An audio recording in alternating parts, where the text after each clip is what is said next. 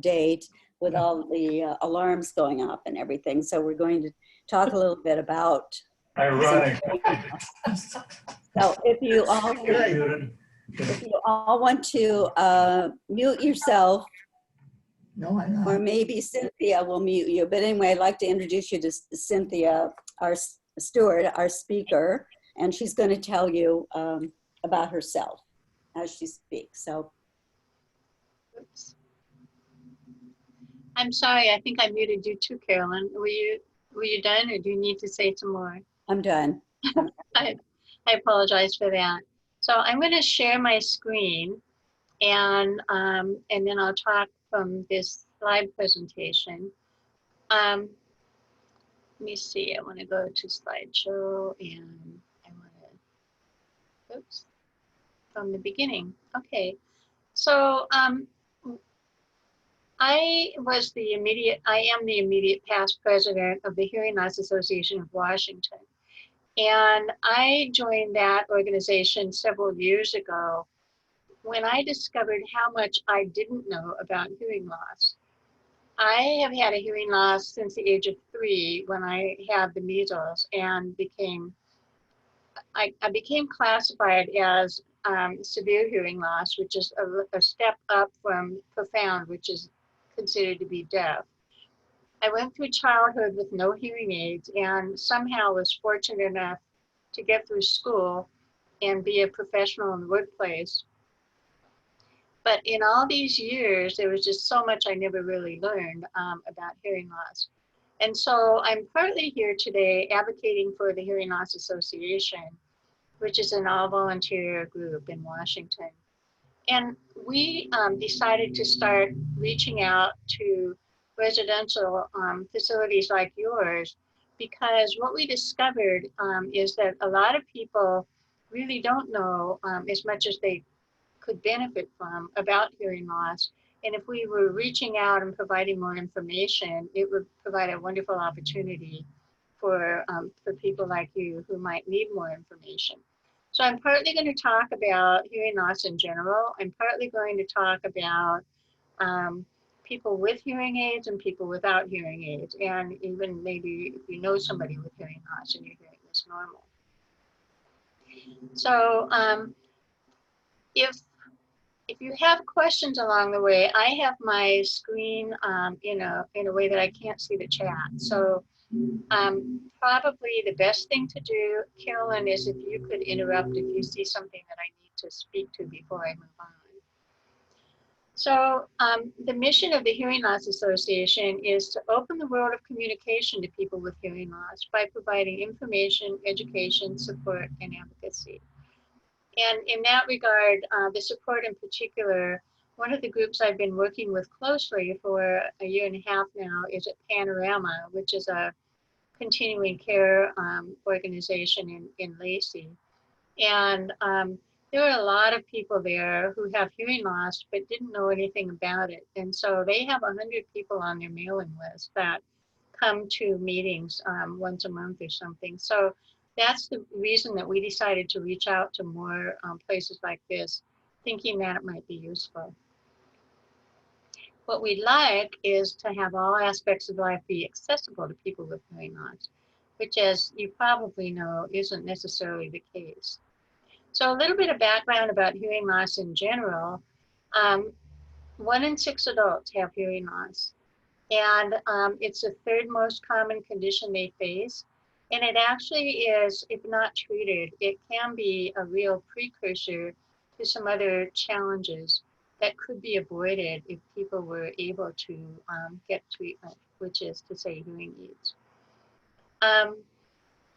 33% of the people who are 65 have hearing loss, and by the time 75 rolls around, about half of the people have it. And so it's a very common condition, but as you'll see in a few minutes, it's not necessarily treated as commonly.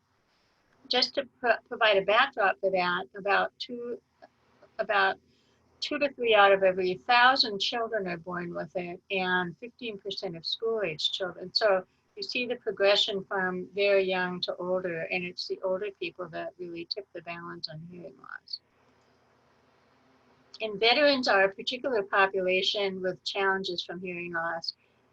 It's the #1 disability for people returning, and particularly in most recent war in Afghanistan and Iraq, 60% of the veterans come back with hearing loss. And it's the most common condition that's been treated by the VA administration as well. However, a lot of people who are vets do not get treatment, and they don't really address it at all. So tinnitus is a condition that is in the brain that makes it sound, it makes you feel like you're hearing something in your ears. That is often an aftermath of a blast exposure. I hope it is not an aftermath of your fire detection system testing today. Auditory processing disorder is a condition where you can kind of hear the sound, but you can't really process it in your brain to make sense out of it.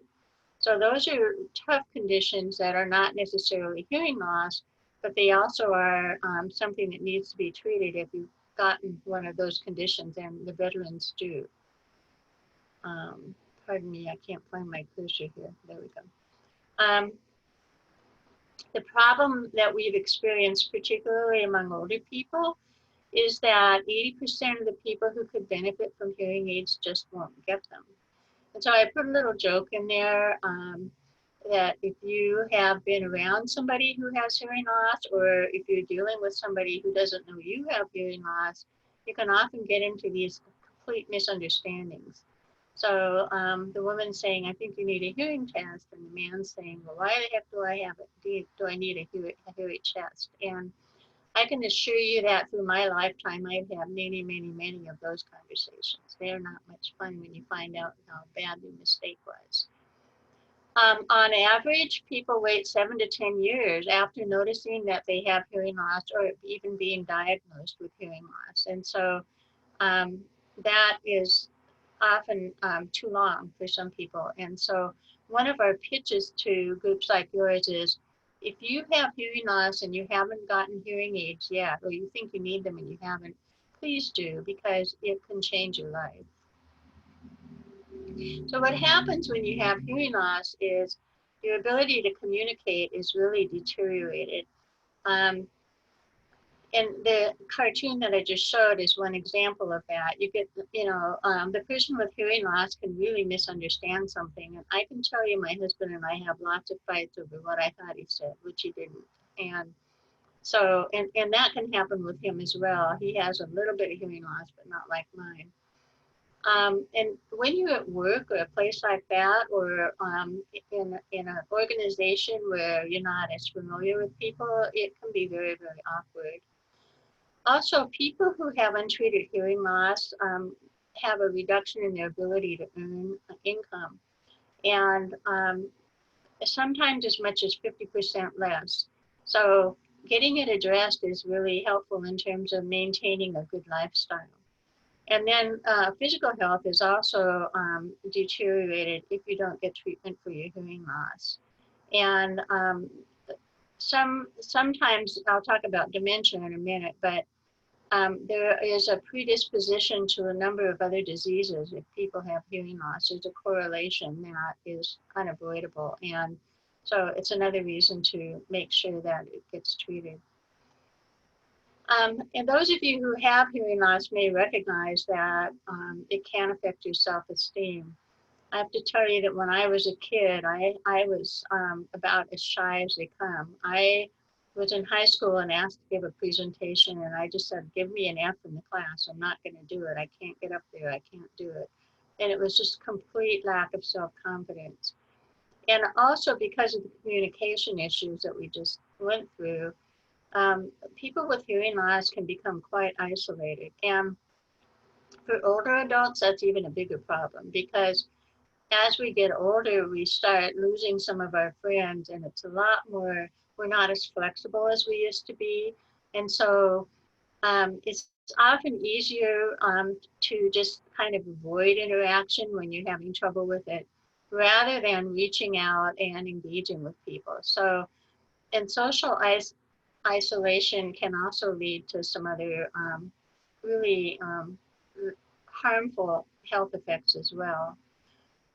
There's also a correlation between hearing loss and falls, and people with hearing loss are really encouraged to take action, to take classes in balance, take exercise activities and things that will prevent you from falling as much. Then the other things that are mentioned here, I don't know if you can see it, but depression, anxiety, and paranoia. I didn't get my hearing aids until I was 25. And at that time, my doctor said to me, you need to do something because you are becoming paranoid. You think people are always talking about you, which they're not. You think they're saying things about you that they're not, and so forth and so on. And I can really relate to that particular characteristic. And then, as mentioned earlier, loneliness, isolation, and lots of frustration. People with hearing loss often get angry. It's the frustration that you get from not being able to communicate effectively.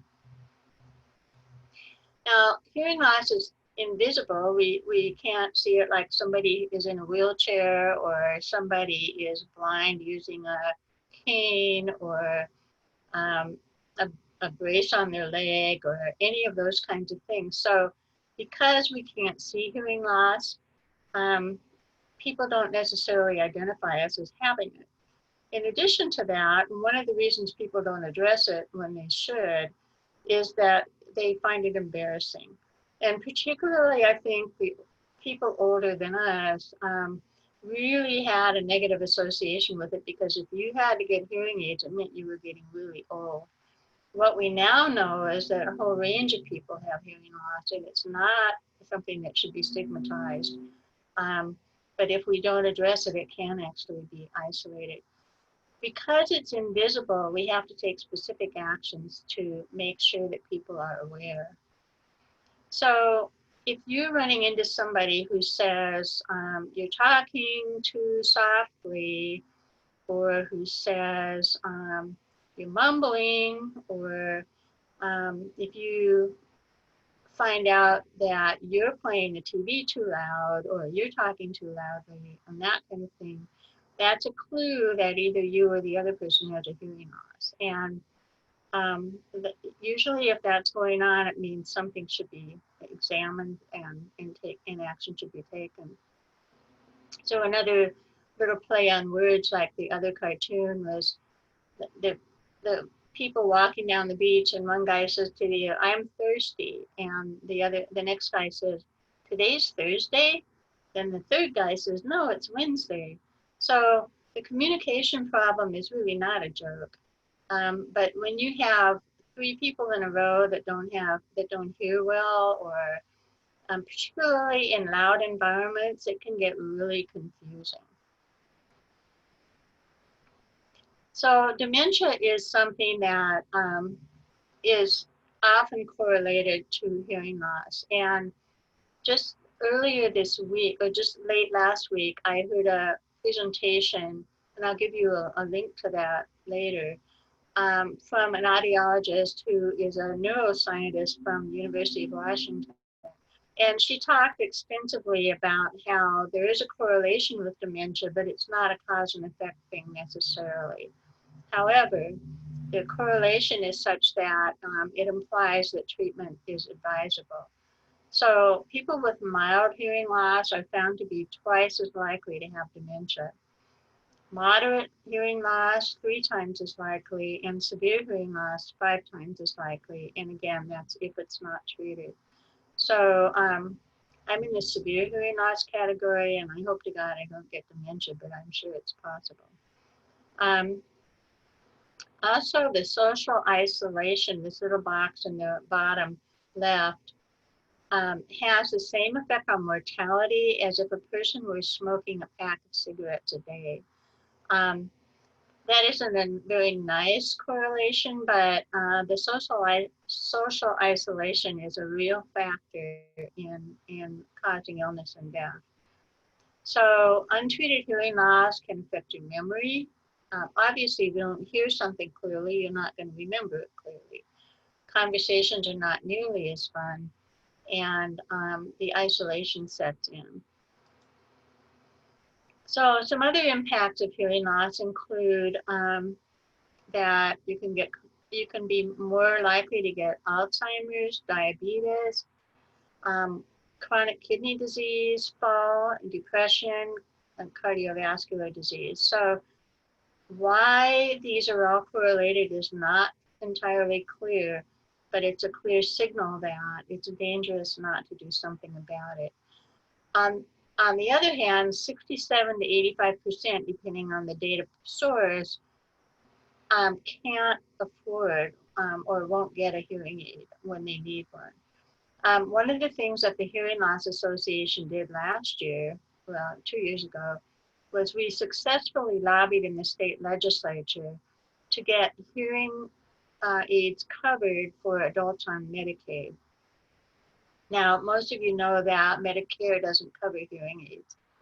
And Medicaid for adults was terminated in the budget shortfall about 10 years ago by the state of Washington. And because the economy had gotten so much better, we were successful in advocating that it would be more expensive to have people not get hearing aids than it would be to pay for the hearing aids. And so that coverage was restored for people on Medicaid who would not otherwise be able to pay for it. And I'm hoping that someday Congress will actually pass the legislation that's been in front of them a couple of times now that would include it under Medicare. So again, the 7-year delay seems to be fairly standard data point between the time somebody finds out they have a significant hearing loss and when they do something. This chart is kind of confusing, but it lets you know what you might be missing at various levels of hearing loss. So the way you read it is on the left-hand side, this is the noise level in decibels. And then as you go across horizontally, you're going from low pitch to high pitch. So among the things that you would lose if you have a hearing loss down here in the mild range is you would lose bird chirping. You would lose potentially somebody whispering to you, the wind in the trees, a faucet dripping. Most of those are things I've never heard. So as you go down farther, the big problem with communication is when you start losing these sounds. So in the lower, people with mild to moderate hearing loss start losing the Z and the B and the J, M, D, B sounds. And what happens is they start merging together and you can't tell which is which. So oftentimes I actually ask people to spell a word for me when I just can't get it from context. And then as you go up the frequency measure, a higher pitch sound is an I or an A or an O, and an R is sometimes hard to hear. When you get in the higher, even higher frequencies, the CH and the SHs are almost indistinguishable.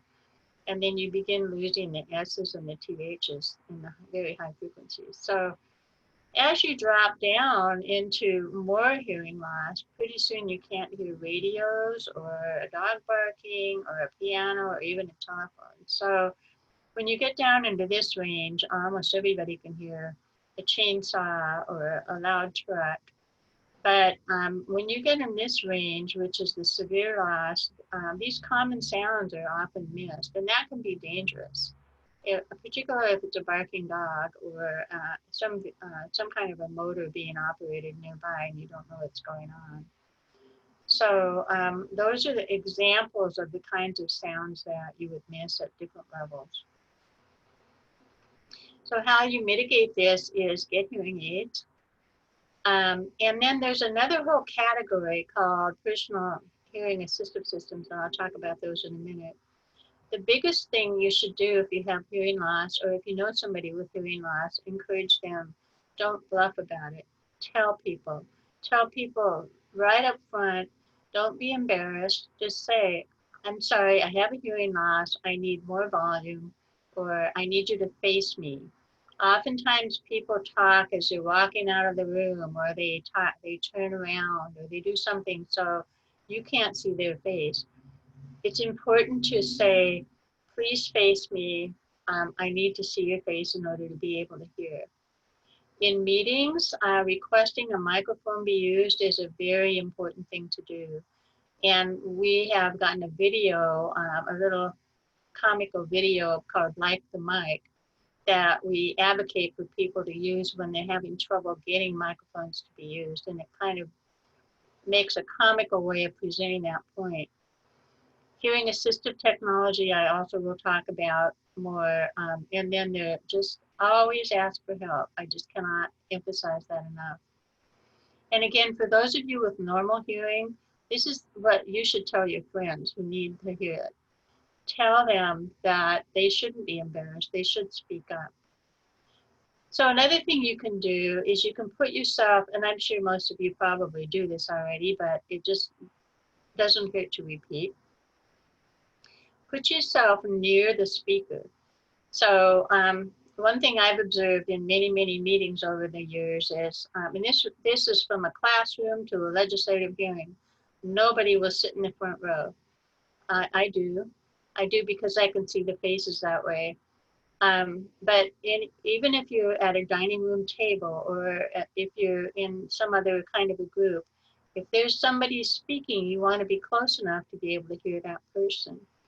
Always put yourself in a position where you can see the face and the mouth. Many, many people lip read whether they know it or not. And so seeing that visual cue actually helps to interpret the sound that you do hear. Stay in a quiet environment. Communicating over somebody talking or singing on a microphone or in a large group of people. I'm sure you've all been in a restaurant where you couldn't hear very well. And even people with normal hearing have this experience. Try not to have your important conversations in that kind of a context. And then again, the need for a microphone at meetings cannot be overemphasized. Another issue that happens a lot, and I guess if you don't go out to meetings much, you wouldn't notice this, but I showed a picture here of a meeting where I was trying so hard to tell what was going on. I could not see their faces. What turned out was the camera actually captured more detail than my eyes could. When I was actually looking at these people, it was just black shadow. So I might be sitting close to them, but if they're backlit with a white light, you can't, it's a bright white light, you can't really see their faces. Another tip that you might do already, but not even realize it, is watch the face and the body language for extra cues about what's going on. You can see emotion. You can see sometimes body language goes with what they're saying. And then practice, I call it lip reading, but some people call it speech reading.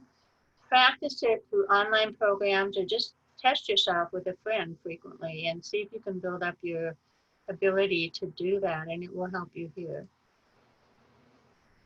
So hearing aids I've been talking about as an essential, but they actually can be kind of hard to do. So they can be absolutely life-changing. My life was changed radically, and every time I get a new set with the newer technology, it's even better. And the technology has changed dramatically over the years. Many, many, many options are now available that weren't available before. Up to and including now, people with very mild hearing loss will soon be able to get the over-the-counter hearing aids, which means they can get them themselves. They don't have to have a prescription, and it would come with instructions for how to modify them to meet your needs. And so the problem with the over-the-counter ones, their value is that not only are they easy to handle that way, they're also much, much less expensive, but they only work for people with mild to moderate hearing loss. And we think those will be out in about another year.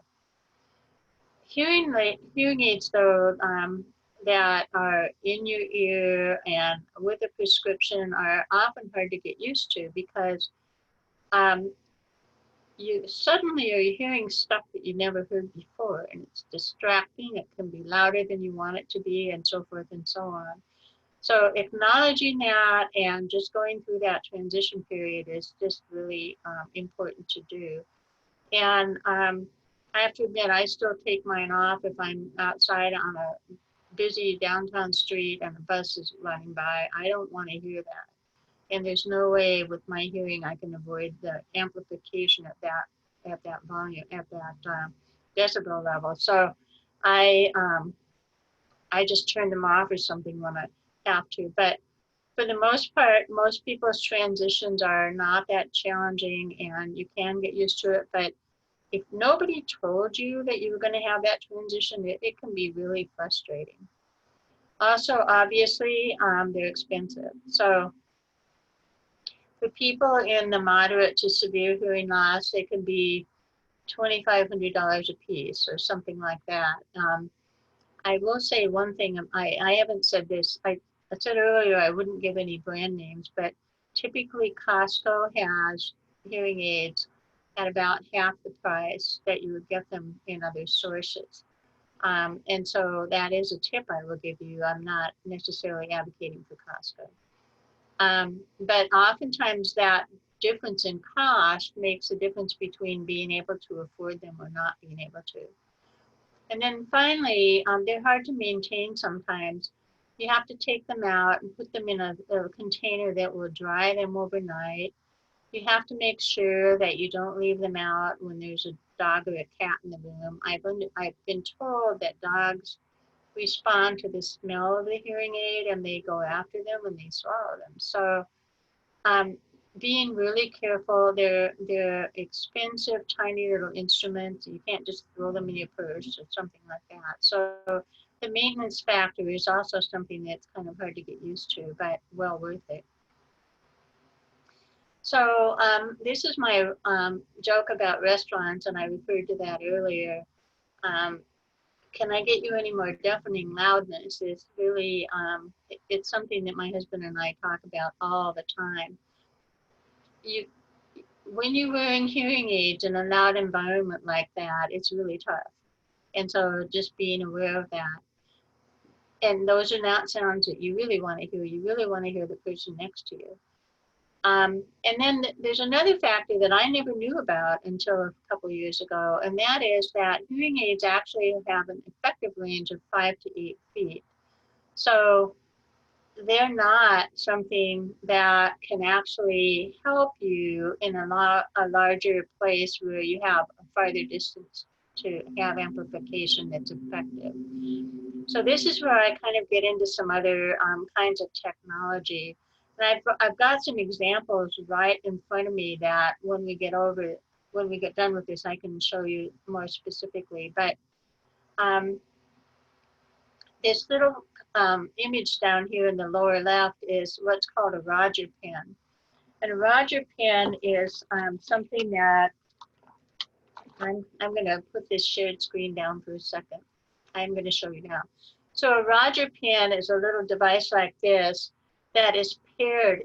This particular device is for phonak hearing aids, but it's paired with your hearing aid.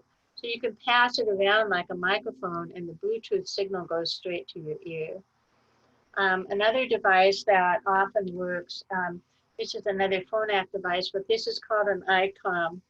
I wear this around my neck, and then somebody who's away from me can wear this little thing here, clips on.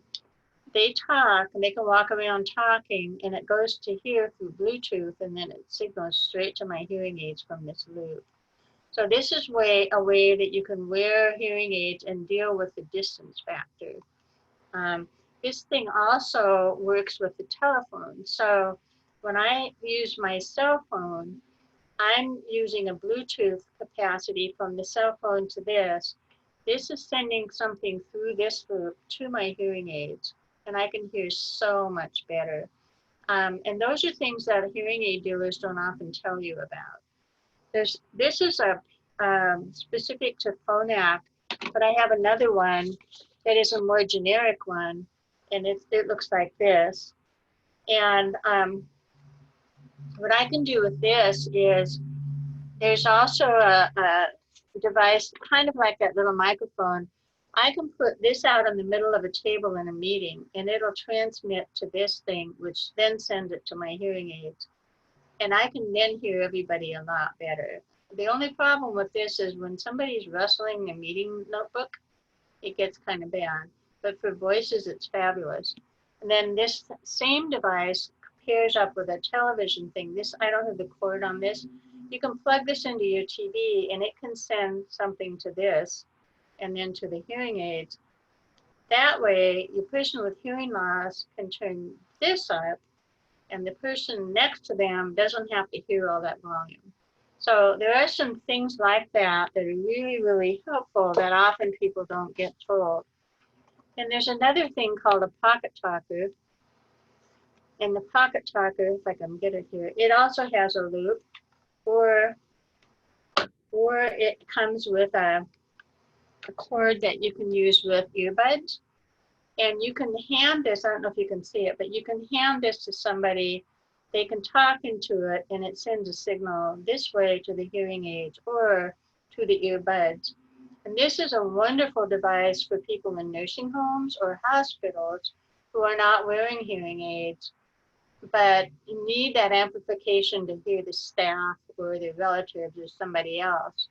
And this is not all that expensive. Actually, none of these are that expensive. So well worth the investment and well worth knowing about because they're so valuable.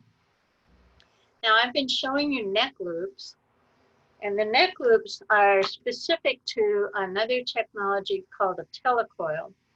A telecoil is a little thing in your hearing aid. How many of you know about a telecoil? Can you put your hand up if you do? 1, 2, 3. Okay. The telecoil is what allows you to get a signal from that loop. And in a minute, I'll show you a picture of how telecoil in the hearing loop can be used in a room where everything changes when you can use that and not have to rely just on your hearing aids for hearing it. The telecoil is a little tiny coil that actually is an electronic, it picks up a signal.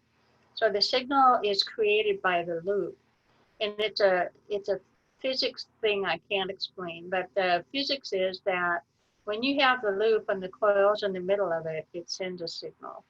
So there's a wire going around the room sometimes. If you have a telecoil in your hearing aid, you can flip a switch and you can hear amazing things. I'm gonna go back to, I'll stop and ask for questions in a minute, but I'll go back to my screen share here. So that's what these little gizmos are all about. Where's my, I can't find my forwarding thing. Here we go. So the hearing loop that I was talking about, which is a thing on the floor, helps in a gathering like the picture that you see, a large meeting, or at some stadiums are putting them in so that you can clearly hear the announcements and that kind of thing. The problem with distance and hearing aids is the sounds get murkier the farther away you are. You might get a little more volume, but you get murkiness. With a hearing loop and a telecoil in your hearing aids, you get clarity, which is amazing. So a lot of places that have ticket sales are now going to a hearing loop right around the ticket booth. So you could stand there next to the hearing loop and actually the person on the other side is speaking with a microphone and the clarity comes through and you don't have to struggle. And it's just like a miracle as far as I'm concerned. So all of these technologies, what they do is they separate the sound from all the background noise. The sound, it goes through the microphone. It's why you only get that sound. And then it goes through this amplifier and around the loop. So the loop might be this small, or it might be a whole meeting space. And I think that's probably all I need to say, except that you need to have a telecoil to make it work. So when I talked earlier about Panorama, what they've done is they were so excited about the experience of trying the hearing loops. They have now installed a hearing loop in every conference room and in their auditorium and some of the other places that they use frequently for gatherings. And it's a cost-effective way of doing business because it doesn't turn, I mean, people are more interested in coming to those meetings and participating.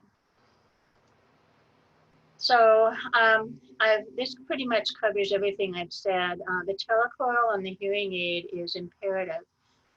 And I can tell from the show of hands that since only 3 of you know about it, this is one of the other reasons why we're out talking to people in groups like yours. Last year, so 2 years ago, we got a bill passed to cover hearing aids for people, adults on Medicaid.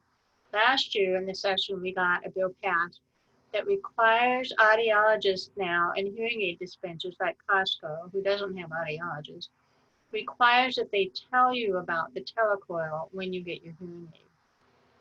Because so many people are not told, and then when we implement some of these systems that can create just miraculous hearing for you, you can't use it because you don't have the telecoil on your hearing aid.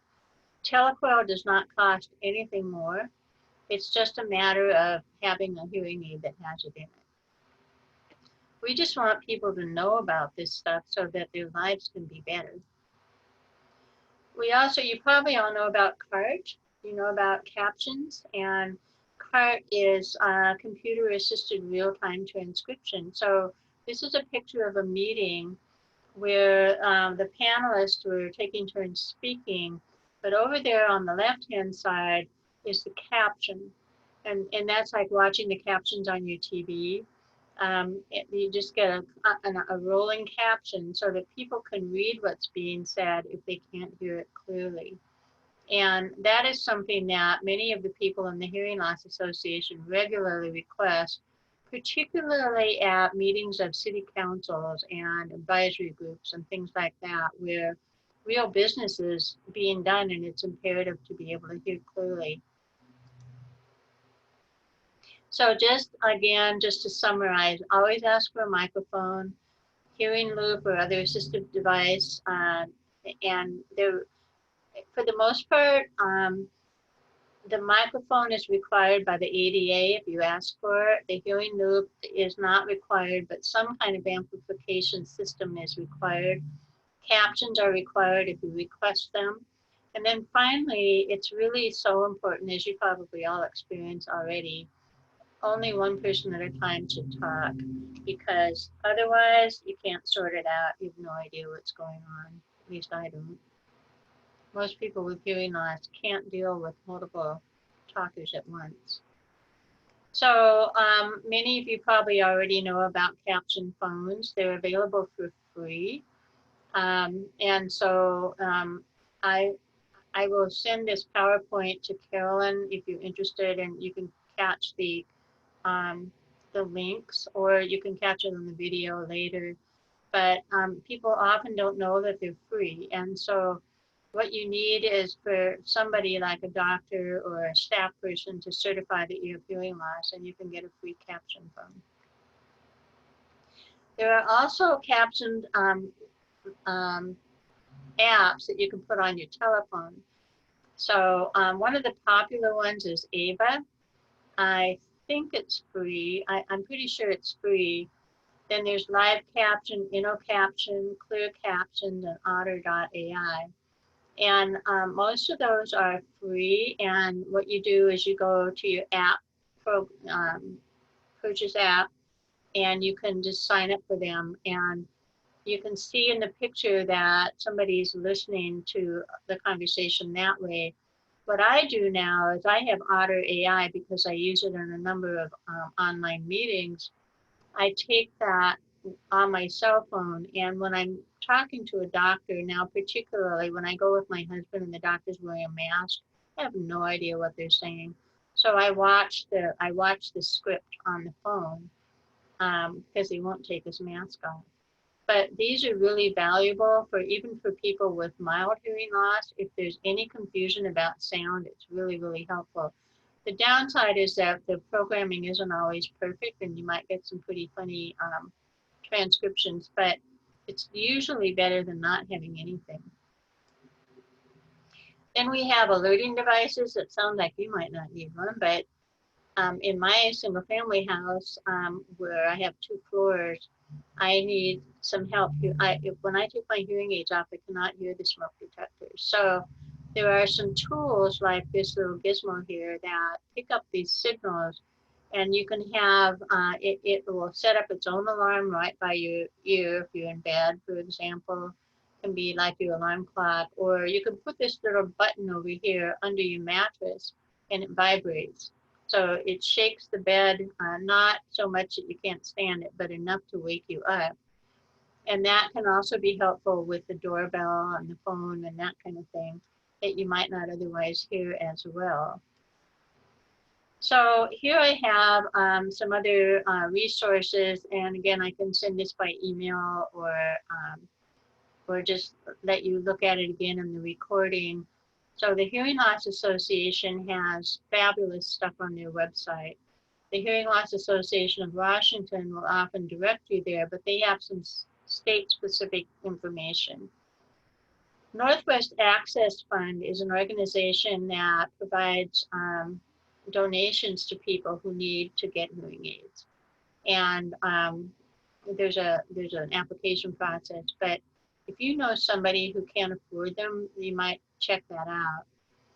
Medicaid coverage is through the Department of Social and Health Services of the state of Washington, and there's a link there if you know anybody who might need that. Let's Loop Seattle is an organization that's actually now called Let's Loop Washington. And they're the organization that started the whole process of bringing hearing loops to this area. And by hearing loop, I mean the loop on the floor in the meeting rooms or at the counter and the service capacity. And the woman who started that organization had been to Europe and found out those were used everywhere. She could buy tickets at a train station or tickets at a theater or be in a theater or anything like that. And they had hearing loops lots of places. And she came back home from Europe and discovered we don't have them anywhere. So she's now on the National Hearing Loss Association board, and she's probably been the biggest advocate for hearing loops in the entire country. But she's gotten this movement going here. And I mentioned Like the Mic video. It's online and it's kind of amusing. Just to make your point if you ever wanted to show it to somebody.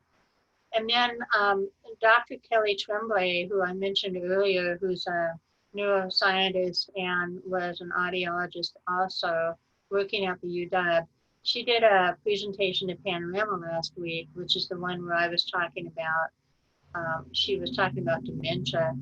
And so there's a link here also to that video if you want to have an opportunity to look at that. So at that point, I'm just going to stop and see if you have any questions or if you want to discuss any of this or if you're having any reactions to it. Was this helpful? There's some chat questions. I don't know, you can't see those? I can see them now, so okay. let me go do that. I didn't interrupt you, so. Yeah, oh, that's great. So face masks. Don't have a great suggestion. The only thing I can suggest is that among the masks that I've experienced and people that I know with hearing aids, the best ones are the ones that are knit fabric, and the loops are also knit fabric. They aren't catching as easily as the elastic on a paper mask, for example, or even the cloth, the woven cloth with elastic. I don't know, there's something about elastic. So a knit fabric is actually easier for most people to get on and off. In terms of masks for people that you're dealing with, they're putting out some masks now, and you can find these online just by Googling, that have a big clear space where the mouth is. So if you need to have visibility, you can ask your provider to get something like that. And at the time I went to the doctor with my husband, I didn't know that was available yet. I had seen examples, but I didn't know they were making them broadly. So that's now available also. And I'm having trouble with the glasses and the hearing aids too. It's normally my glasses and hearing aids together I don't have a problem with, but the mask is really confounding that. It's a challenge. So where are the devices available? Does that mean the devices like with the neck loops that I showed you? Is that what whoever is asking that? Those can be available online. So this one that has the TV opportunity and the thing that you can put in the meeting room. And you can use this for your telephone too, by the way. It pairs with your phone and your hearing aids. Those are available online, and it's a company, it's called Quattro 4.0. You can buy that online. The proprietary devices like this one that I showed you, and let's see, where's my little, I don't have the little microphone, I lost it. Anyway, the little silver microphone, those are proprietary to my brand of hearing aid, and other brands may have similar proprietary devices. So those you have to get from your hearing aid dealer. We were talking, somebody said, where do you get hearing aids? The one piece of advice I have, other than that Costco tends to be cheaper if they have the kind you need. The one piece of advice I have is don't go to any dealer where they only deal in one brand. Go to a place where they have multiple brands and they're not just pitching something to make a profit from it. What you want is some place that can talk to you about your specific needs and give you a couple of different options to try before you get invested in something that isn't going to work for you. And so if you go to a particular brand company only, all you're going to get is what they're selling, regardless of whether it's a good deal for you or not. So that's really the only piece of advice I have. So I belong to Kaiser, so I do my purchasing there. I don't really have the kind of hearing aids that are Costco compatible, but a lot of people I know who go to Kaiser get a prescription and then they go to Costco and they can get it there cheaper. But UW has a speech and hearing clinic. There are other kinds of health providers that have multiple brands, and just don't get stuck going to a Starkey, or I shouldn't have said that, but don't get stuck going to one particular company. That's my advice. So your performance hall is coil activated. In other words, you have a hearing loop in your performance hall. Is that right? Yeah, and so that is awesome. And does it work well? Yes.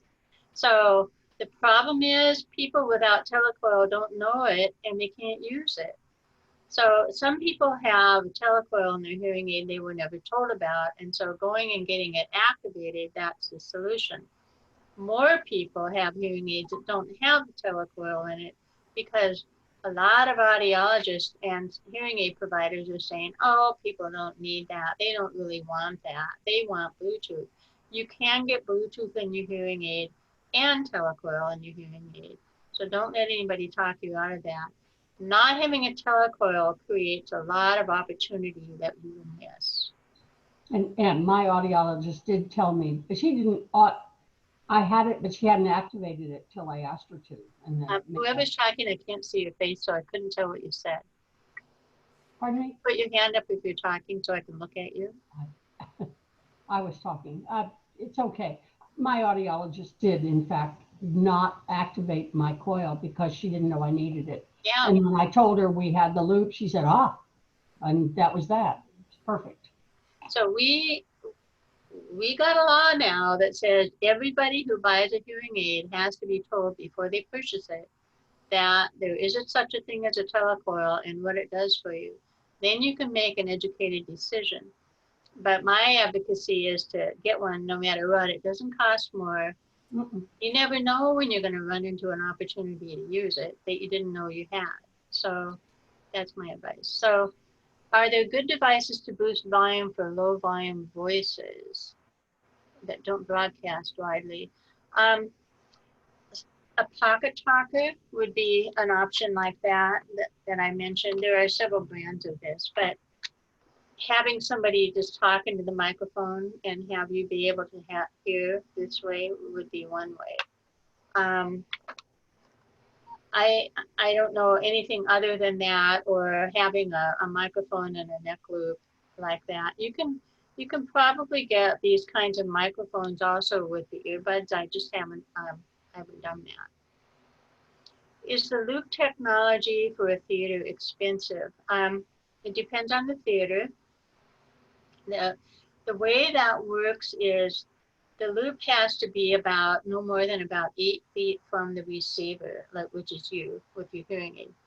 So in a large theater, it has to be looped in a kind of a series of coils, so that everybody can be within 8 feet of one of the wires. In a smaller room, like a conference room, it can just go around the perimeter and everybody inside is within 8 feet of one piece or another of it. Those can cost in a conference room maybe a couple $1,000s.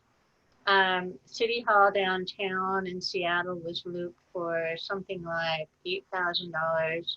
I might not, maybe I shouldn't give you numbers. It can go up to $15,000. It just depends on what the conditions are in the room. So it doesn't have to be expensive, but it can be depending on how big the place is. So Emerald Hall, I don't know what that means. Did I miss something here? Coil activated. I was at my audiologist. She mentioned photo clips. That's me. That's for me, Jane, here. And this is, I don't know whether you can see it well enough or not. Yeah, okay. So that's. I didn't take this with me, so I forgot to get them, but I have a horrible time with them. Glasses. I don't wear earrings anymore because between glasses, masks, hearing aids, it gets too complicated. It does. So auto clips then, for all of you, that's a really good tip. I'm not familiar with it, but it sounds like something everybody would want to know. So thank you for that. Now, BOBTE, I don't know how you pronounce that name. You had your hand up. Oh, I was wanting to ask, do you know anything about tinnitus, any help with tinnitus, and especially the tinnitus that becomes a clogged ear? Well, what I know about tinnitus is the research now tells us that it's actually in your brain. It's not actually in your ear, but it's something in your brain is a signal they're sending, so you think you're hearing it.